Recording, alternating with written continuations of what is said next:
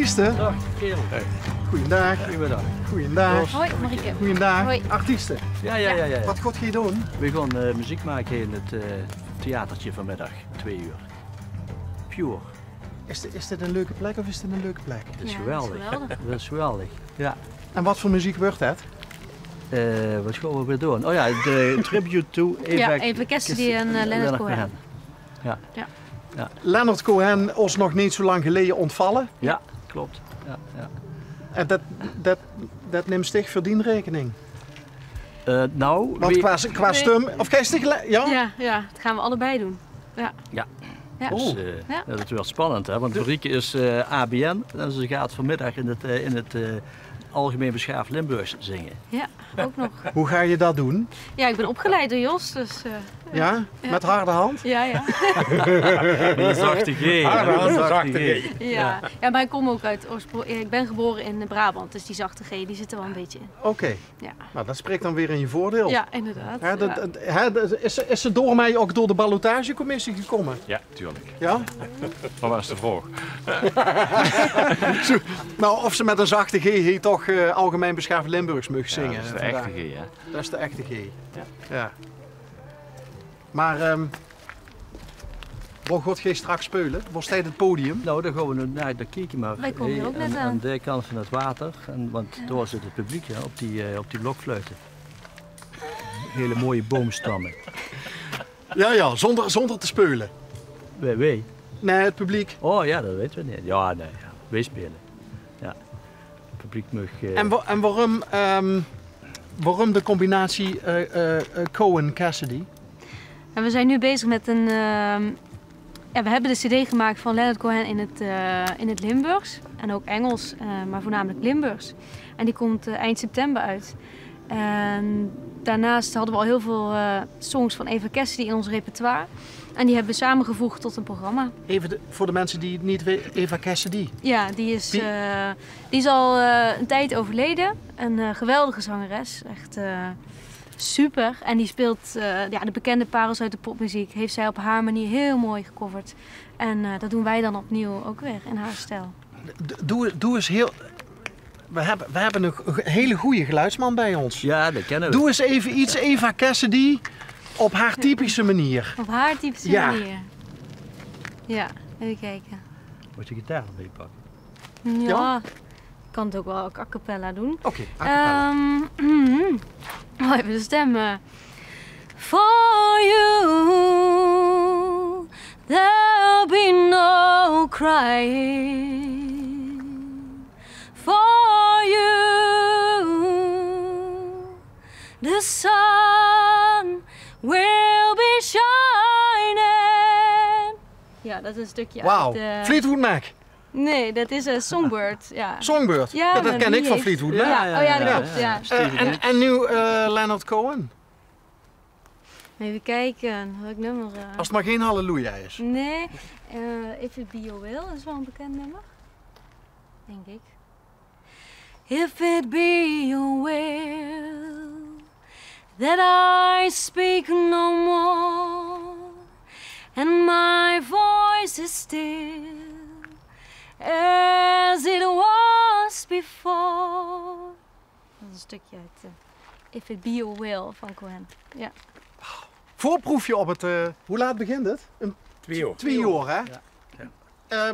Heb je enig idee van hoeveel mensen er komen? Heel veel. Ja, serieus? Ja, echt wel.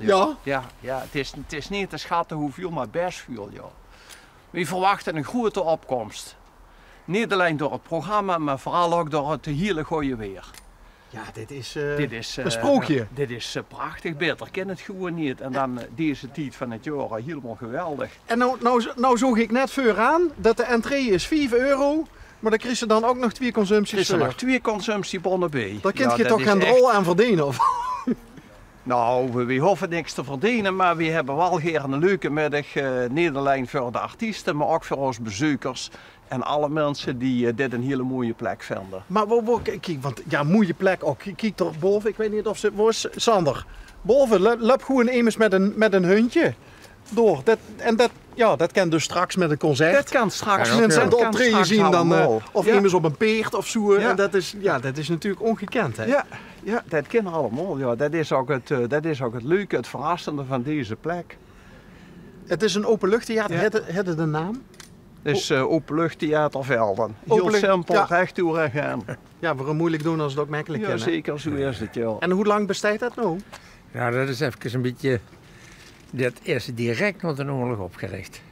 Wat, dit in openluchttheater? 47, ja. Maar dat heeft maar een jaar of 5 gedraaid. Ja. Toen is het in verval geraakt. En nu is het dus 3 jaar geleden hebben we het dus weer in ere hersteld.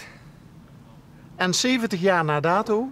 Ja, zeg maar. Ja, bijna 70 jaar na dato is dat. Ja.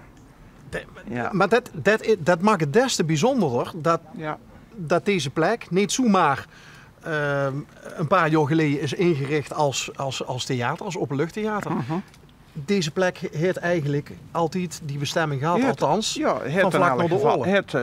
Vlak na de oorlog wordt dit eigenlijk een geweldige manier om een stukje ontspanning te bieden aan de mensen die zeg maar na alle oorlogsmiserie toch iets leuks hebben om zich te ontspannen. En het is samen met de Veldense mensen, met name de jeugd, is het in de cultuur gebracht destijds. Is de viever gegraven en is het hier zeg maar ook met banken en helemaal ingericht als theater. Dus dat was, in die tijd was de jeugd van Velden er al heel nauw bij betrokken? Ja, heel sterk. Ja. Het waren destijds Van Erp, gemeenteambtenaar. En die waren dus eigenlijk de trekker van dit zaakje. En hij had heel veel mogelijkheden, of laten we zeggen, hij wist de jeugd te motiveren voor dit soort dingen. Want nu is dat met een kraan uitgegraven, maar toen met een kroonwagen. Ja. En wat had die Wiever voor functie? Ook in verband met bijvoorbeeld bepaalde toneelstukken? Eigenlijk hij twee functies. Van de ene kant wordt een stuk decor, maar vooral ook als klankbord. Omdat aan de kant zoeten de mensen en op deze plek wordt het spel gedaan. En dan weerkaatste het geluid? Dat versterkte de akoestiek. Ja, want er was in die tijd echt geen versterking. Nee. Alles moest zonder. En de heeft geen moren of plafonds waarmee ze het geluid kent? Nee, dat wordt er. Dus het is echt puur natuur, zeg maar. Ja.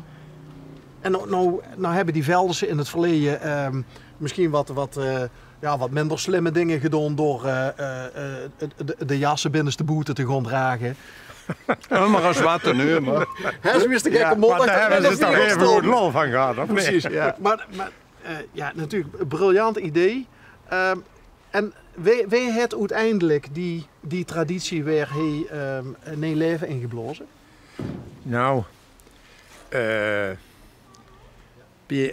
Reutelingsberger, wie had het met de voornaam? Louis Reutelingsberger van de gemeente kwam toch bij ons van, ik werd toevallig eigenaar van die ding, of we dat niet in ere willen herstellen.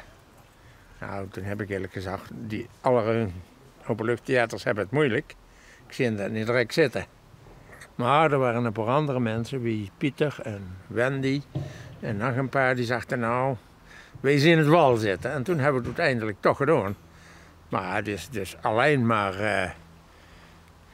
amateurs en vrijwilligerswerk. He. En daardoor kan het ook zo goedkoop zien. We hadden net over de entree. We hoeven niet te verdienen. We hebben ook geen kosten per jaar aan. En daarom kunnen we dat ook heel goedkoop doen. Is dat trouwens, Sander is die toevallig nu aan het filmen, is dat ook Veldense jeugd, die twee meisjes? Nee. Nee? Nee. Dat zijn de pleegkinderen, zal ik het maar noemen, het klopt niet precies, van Pieter. Oh, nee, maar omdat ik zie opnieuw jeugd betrokken bij het openluchttheater, zoals het vroeger ook was. Ja. Nou, de laatste voorstelling waren alleen jeugd. Ja. Die wij gehad hebben, dus van hoofdzakelijk uit Venlo van muziek. En wie programmeert? We doen dat eigenlijk met z'n allen. Pieter duidt voornamelijk de muziek, Pieter duidt de muziek programmeren en zelf doen we dan nog met elkaar wat Veldense evenementen organiseren. Dat bijvoorbeeld Veldense verenigingen hier samenwerken om een programma neer te zetten. Dat doen we ook 1 keer per jaar om zeg maar, dat alle Veldense verenigingen hier ook actief bij betrokken zijn en blijven. En wat heeft hij al zo opgetrooien van Boetendorp? Frans Pulks, 5 kilometer even af. Wat vond hij van deze plek? Geweldig. De kikkers hebben met mij gezongen. Oh. Dat waren in het voorjaar nog. Dat was vorig jaar of het jaar ervoor. Bert van den Berg hebben we een keer gehad. De zingende treurwillig? Ja.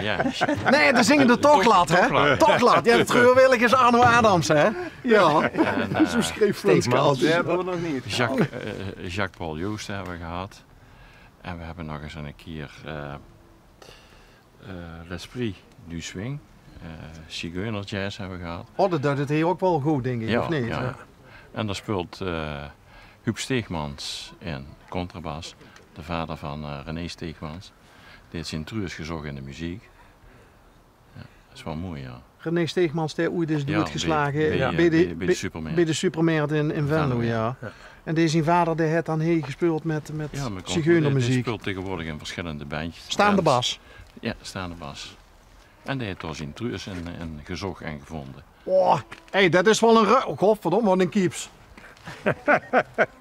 Heb ze die straks ook op? Nee. Met optreden, nee? Nee, dat doen we eens even omkleden. Dan moest je gewoon blijven, dan kan ze dat straks allemaal zien. Als er nog plaats is. Dan we een stuk erbij zetten van ik. En dat zien onze 2 jongste vrijwilligers. Die komen dadelijk koffie en cake verkopen.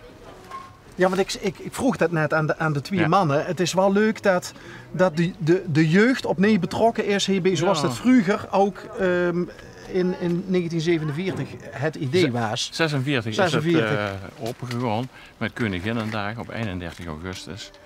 Met een parade van allerlei Veldense culturele verenigingen. Onder leiding van Chris van Aert, de oprichter.